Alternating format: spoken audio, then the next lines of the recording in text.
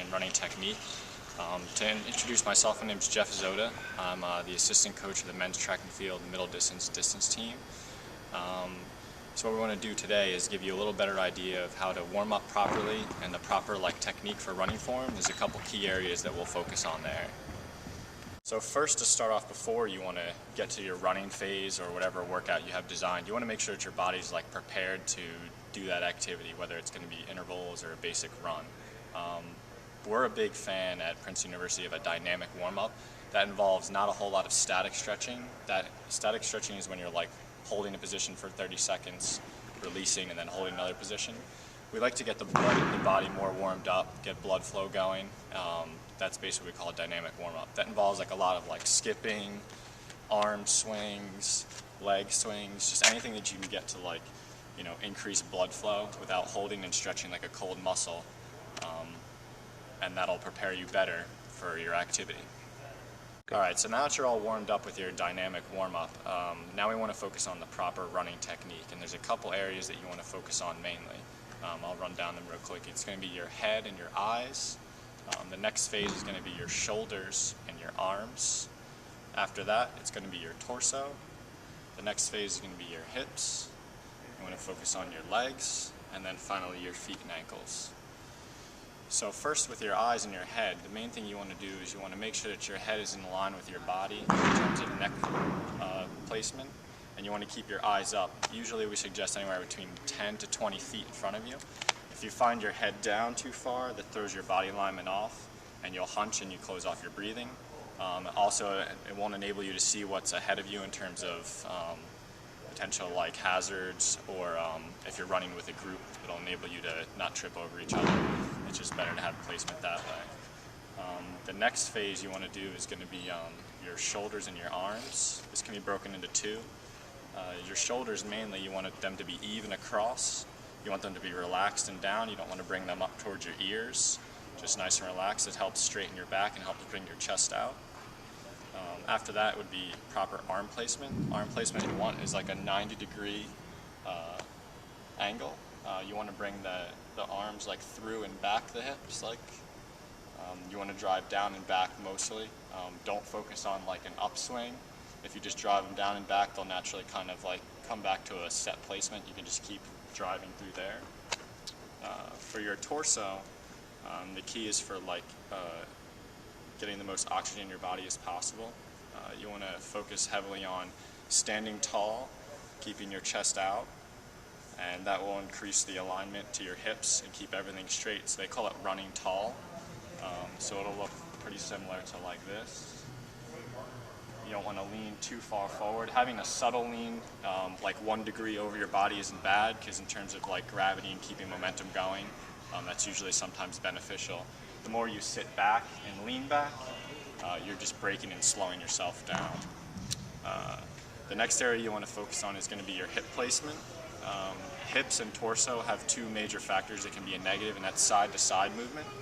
Anytime your torso is standing tall but turning sideways would be a negative. Anytime your hips are in a good alignment but they're twisting with a turn is going to be a negative. You want to keep them nice and straight, keep them balanced, don't lean per stride, don't twist. Keep everything nice and fluid and straight. Just think up and back and down and forward. So after that, you want to focus on leg placement. It's going to be your knees and your feet. So your hips are straight, your body's up with a little bit of a lean, your arms are at 90 degrees. So now you're going to implement the stride into it. Good turnover is going to be positive for energy efficiency. Basically, the longer the stride or the higher you drive your leg, the faster you can go in theory, but over a long period of time that's going to be hard to sustain. So usually you just want to have good quick turnover. Every time you want to strike the ground, you want to strike it underneath your body and underneath your hips. If you get your feet out in front of you, you're going to be braking yourself in theory, and you don't want to do that. So a slight bend in your knee upon foot strike, you don't want it to be straightened out. And then transitioning to your foot should be pretty easy. If you're someone who's a standard heel striker, you just want to make sure that you transition through that cycle quickly. If you're someone that lands in the medial part of your foot or your forefoot, that's fine as well. You just want to make sure in the area of the foot whatever way you do strike, just make sure that it's quick and efficient, and you want to run on the ground as if it's hot in theory. So like, quicker turnover is better. The longer you're on the ground, the slower you'll be. So now that we've covered all the main points of perfect running form in theory, hopefully you have a better idea of how to warm up properly, how to keep yourself in a good position so when you start out for a run, you're being as efficient as possible, and it'll actually help reduce injury. So last thing we're going to cover today is the differentiation between someone who's going to do a slightly shorter run that's faster, or a longer run in duration, say 3 or 5 or 10 miles. It's going to focus on two major things. Your foot strike in general, which could end up being just a standard heel strike, or it could be a medial foot strike, which is slightly more towards the front of your foot, where you land on the outside, not so much on the heel. You transition slightly to your forefoot, and then you transition off. Both of these are very useful in terms of like running. If you run on a forefoot strike as opposed to heel strike, it doesn't mean that one is right or one's wrong.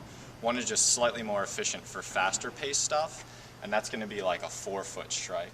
So if you're going to do like a half mile or something shorter, you want to just focus mainly on a forefoot strike, and then we're going to shift our stride length a little bit. So if you're a heel striker and you want to run something that's shorter and faster, let's shift more towards your forefoot, and then use the proper technique that we just reviewed in terms of running form placement for your head, your shoulders, your arms, your torso, your hips and your legs, except you're going to do one thing different, and that's going to increase your leg lift. So every time you take a stride, if you just add more power and you increase knee and leg drive, you're in theory just going to go faster. The important thing to always remember is the farther you get up here with your hip and leg up, just always remember, think 90 degrees for a lot of spots. It always works out pretty well in terms of placement.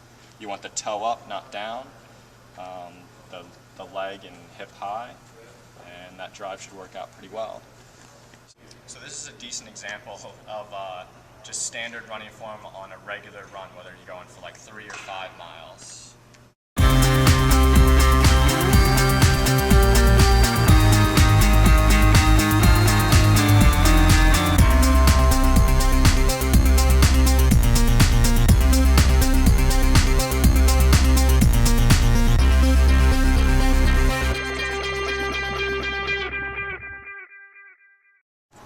So this will be a good example of what your leg drive and form wants to appear when you're running something slightly faster, like we mentioned earlier about like a half mile distance.